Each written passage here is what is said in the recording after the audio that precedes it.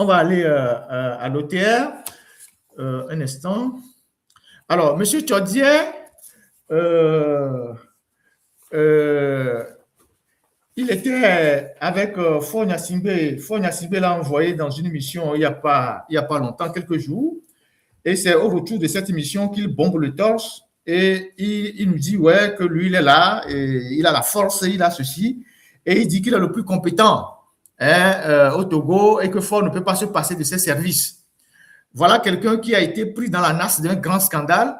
Au lieu que la justice cherche à l'écouter, Ford Gnassingbé, d'ailleurs, que Tchodier dit servir, le protège et continue de l'utiliser, de l'envoyer discrètement dans l'émission. Et comme lui-même, il est bavard, il sort pour bomber le torse pour dire oui, rien ne m'arrivera, le chef de l'État, ou comment ils appellent, le PC vient de m'envoyer encore à une mission, je viens de rentrer, je lui ai fait un rapport, il est content, et machin. En tout cas, on verra bien avec le temps. Mais ce n'est pas de ça que je vais vous parler. Le dossier de l'OTR, de ces deux dames-là, on peut avoir leurs photos, a évolué depuis la semaine dernière. Donc, Dame Donkor Biléo, ancienne directrice des renseignements au niveau de l'OTR, et Madame Clouvi Délégan Chimène Foligan, la receveuse, inspectrice des douanes, receveur auprès de Madame Donkor. Alors, ces deux dames, je vous avais dit qu'il y avait une ouverture d'enquête, une instruction au niveau du doyen des juges. Ces deux dames ont été inculpées la semaine dernière par le doyen des juges Poutouli. Les charges, elles ont été inculpées par le doyen des juges. Elles ont été convoquées par voie d'huissier individuellement. Elles se sont rendues dans le bureau du doyen des juges. Madame Donkor était assistée du cabinet maître Katakiti Afo Gado, un de ses avocats qui s'appelle maître Djourma. Donc, elle était assistée par ce cabinet d'avocats et elle est passée devant le doyen des juges qui lui a notifié les charges et son inculpation. Et elle n'a pas pris la parole, elle n'a rien dit devant le doyen des juges au cours de la comparution. Ensuite, il y a eu madame ou mademoiselle Dédégan Clouvi Foligan Dédégan Chimène qui a aussi passé devant le doyen des juges. Elle autre n'avait pas d'avocat, elle n'était pas assistée par un avocat, elle a comparu seule. Et l'autre, elle a parlé à la question de savoir où est-ce qu'elle a trouvé les fonds.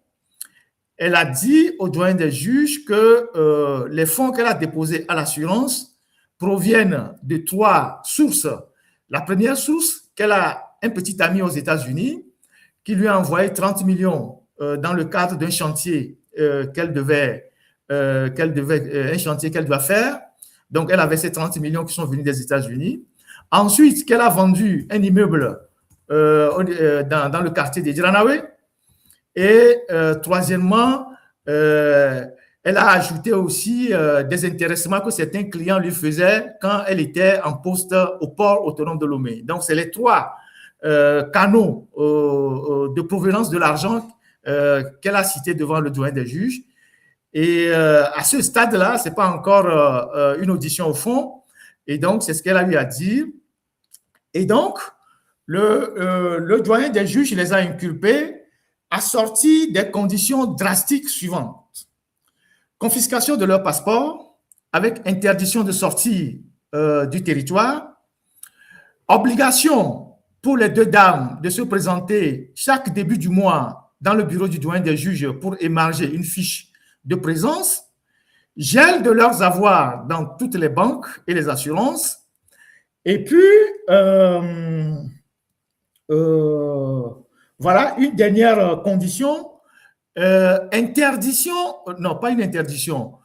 Si elles veulent se rendre à l'intérieur du pays, si elles veulent sortir de Lomé, il faut qu'elles obtiennent l'autorisation du juge avant de sortir de Lomé.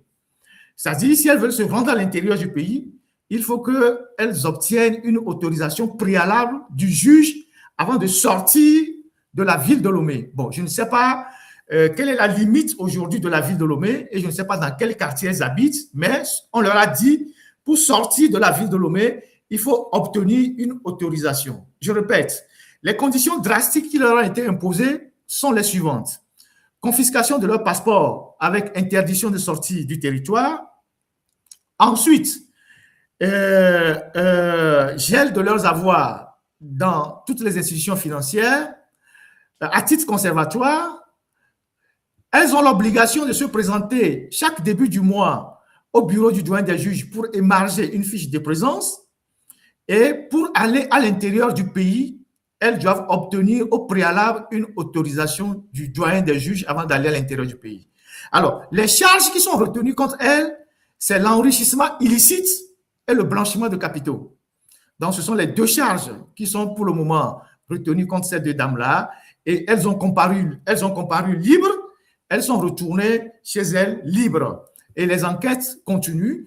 Et certainement, la prochaine fois que le doyen des juges va les écouter, ça va être une audition au fond du dossier. Alors, qu'est-ce qu'on peut en déduire? Je sais que ces dames-là, elles ont dissimulé beaucoup d'argent aussi sur les comptes de leurs parents.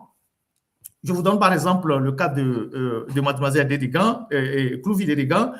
Elle a mis de l'argent sur les comptes de plusieurs de ses parents, de ses sœurs, et elle utilisait même de l'argent pour faire des mariages arrangés à ses sœurs pour pouvoir partir aux États-Unis, et elle payait parfois par mariage 25 000 $, 30 000 $.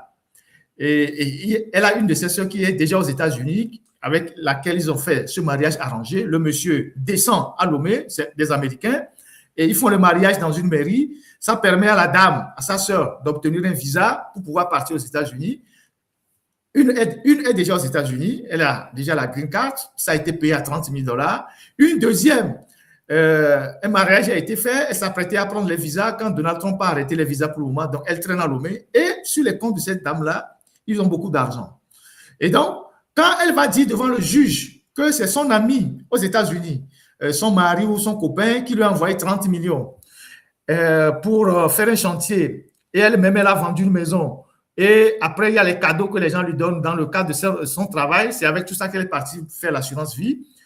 Je ne sais pas si elle prend le juge d'instruction pour un con, parce que si le juge d'instruction est arrivé à les inculper, c'est qu'il a déjà tous les éléments en sa possession pour pouvoir les inculper. Et la semaine prochaine ou dans les jours prochains, c'est M. Labari qui va passer aussi devant le doyen des juges d'instruction. Et donc, c'est un dossier qui suit son cours. Et tous ceux qui ont raconté leur vie en disant « Ah oui, que c'était des histoires et tout ça », maintenant, vous pouvez aller chez le doyen des juges, son bureau est au tribunal, pour lui poser la question de savoir sur la base de quel élément probant qu'il inculpe les deux dames. Parce que si on vous inculpe pour blanchiment d'argent et enrichissement illicite, c'est des charges très lourdes. Si le doyen des juges, après avoir ouvert son instruction, en arrive à cette conclusion-là, c'est que c'est des charges très, très, très lourdes. Et c'est certainement qu'il en a découvert plus que nous-mêmes. Donc, voilà ce que le scoop que j'ai voulu vous donner sur le cas de l'OTR. On va publier tout à l'heure un article pendant que je parle sur notre site internet www.l'alternative.info. Je pense que l'article est déjà en ligne. Merci Isidore. Et donc, vous pouvez lire l'article complet là-bas. Et voilà. Donc, voilà. Je reviendrai tout à l'heure sur cette affaire dans le dossier Adjourovi, le doyen des juges et tout ça.